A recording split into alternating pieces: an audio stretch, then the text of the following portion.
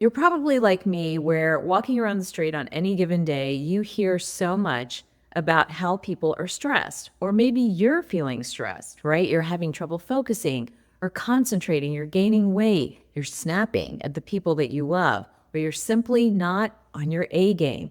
All of those are common signs and symptoms of stress, but they leave you feeling less than yourself. You feel like a failure, you feel shameful or guilty.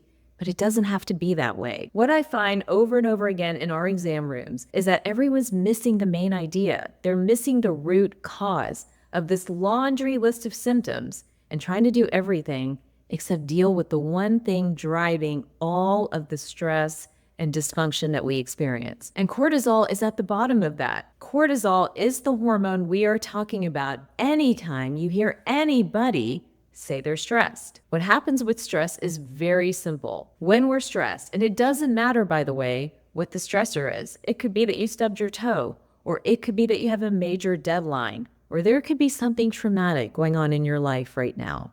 Whatever it is, for the body, for our body's chemistry and physiology, it's still stress. All stressors are actually equal. And here's why. When we think about the body and the chemistry of the body and the chemistry of our hormones, the same reaction is happening. You are having an issue with cortisol. And initially, cortisol pours out when we're stressed. And that in turn creates the elevated heart rate, breathing more heavily, maybe having trouble focusing and concentrating, the sweaty palms. And in reaction to all of that, your sympathetic nervous system is just in overdrive. You're going to do a couple of things. You're either going to stay in there and fight, whatever that stressor is, you're going to power up and try to get through it, or you're going to run away and avoid it, right? And hide from it. That's another response. Or you're going to freeze, or you're going to simply check out of your life. Now, I don't want any of that for you, right? We want to be able to manage the stressors and the hits that come through day in and day out effectively. But when we don't, cortisol wreaks havoc on every single system of the body and disrupts your hormone axis. So cortisol can influence what your thyroid's going to do. It will influence what your estrogen, progesterone, and testosterone will do.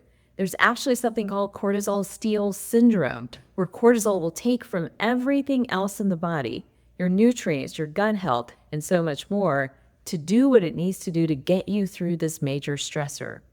Now, all of that sounds super overwhelming. Like, what do we do? Our body's in overdrive. How do we control it? But we actually have more control than you realize.